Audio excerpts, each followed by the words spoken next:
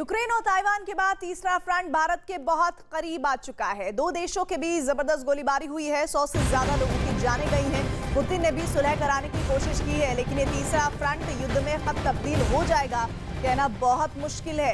Kazakhstan और Kyrgyzstan से जुड़ी हुई ये बेहद जरूरी खबर है और यहाँ पर तनाव की जानकारियां सामने आ रही हैं। दोनों देशों की सेना आमने सामने है और इसके बाद की जो हालात हैं वो भी आपके सामने है। खूनी संघर्ष में 100 लोगों की जान जा चुकी है। एक दूसरे पर ये दोनों ही देश हमले के आरोप लगा रहे हैं।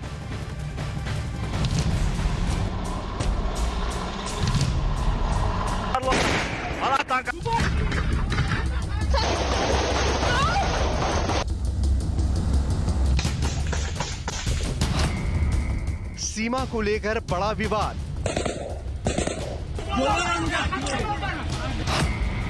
पानी पर दोनों में टकराव। क्यों बन गए दो दोस्त अब जानी दुश्मन? तजाकिस्तान किर्गिस्तान क्यों हो गए हैं एक दूसरे के खून के प्यासे?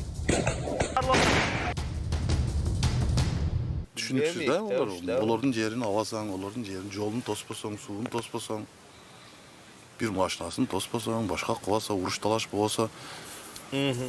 Gitler bastırıp kirgen öyle oldu da. Şöyle.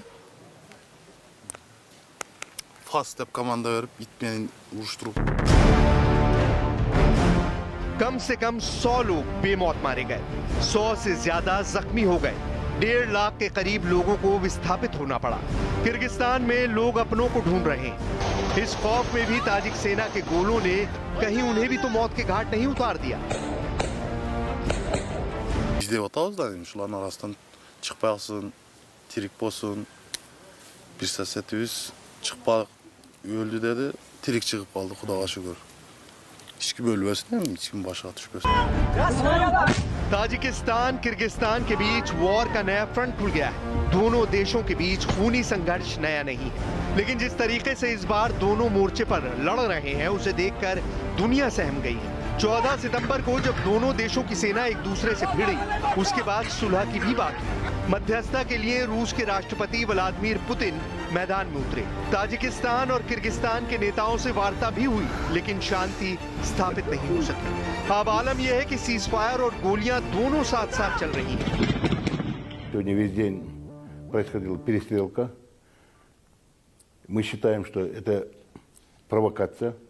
Перестрелка велась со стороны вооруженных сил пограничников и других военнослужащих Таджикистана.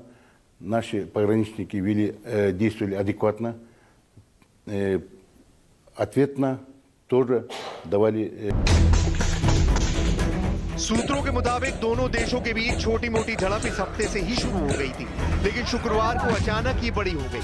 Tajikistan की सेना ने टैंक, आर्टिलरी और रॉकेट लॉन्चर के साथ किर्गिस्तान की सीमा के शहर बातकेन पर गोले और रॉकेट बरसाने शुरू कर दिए। अचानक शुरू हुए इस हमले से शहर में भगदड़ मच गई। Momday balдар momday неме аскалкалар терип, даже көрсөтүп неме кылды. Эшке чыккандан коркуп калдык. Анан эле давай деп демесе биз баткенде кайра бизге келчү да. Биз кабыл алып, мисалы үчүн мен деле мектепте иштейм, кабыл алып, ошолор менен жүрчүсө мындай болуп калат деп ойлогон эмеспиз. Аябай тарс туруш болгондо эле анан кийин качтык. Шипрлардан ушундай ушту көрсө буларга жакын келди түшүп. किर्गिस्तान की सरकार ने इमरजेंसी ऑपरेशन चलाकर शहर में रहने वाले 1,36,000 लोगों को वहां से निकाला। किर्गिस्तान बॉर्डर सर्विस के मुताबिक लड़ाई उस समय भड़की जब ताजिकिस्तान की सेना ने शुक्रवार सुबह किर्गिस्तान की सीमा चौकियों पर हमले शुरू कर दिए। इसके बाद ही बातकेन शहर के एयरपोर्ट पर मल्टीपल रॉकेट लॉन्चर से रॉकेट बरसाए गए। किर्गिस्तान की सेना के मुताबिक ताजिकिस्तान की आर्मी ने शहर के सिविलियन इलाके को भी नहीं छोड़ा और वहां भी बमबारी करके पूरी तरह तहस नहस कर दिया। इसके बाद किर्गिस्तान की सेना ने भी जवाबी कार्रवाई करते हुए ताजिकिस्तान के गांवों पर बमबारी शुरू कर दी। К сожалению, на наши призывы остановить обстрел территории Кыргызстана, сесть за стол переговоров и решить вопрос мирным путем, руководство Таджикистана, государственные органы и руководители государственных органов никак не могли воздействовать на свои вооруженные силы. Они нас заверяли, что им дана команда, что прекратят огонь, если мы закончим. Мы попытались тоже приостановить ответные меры, но, к сожалению, दोनों देशों के बॉर्डर गार्ड चीफ की मीटिंग भी हुई, जिसमें तुरंत संघर्ष विराम करने पर सहमति जताई गई। लेकिन इस सहमति की घोषणा करने के थोड़ी देर बाद दोनों देशों की सेनाओं में फिर गोलीबारी शुरू हो गई।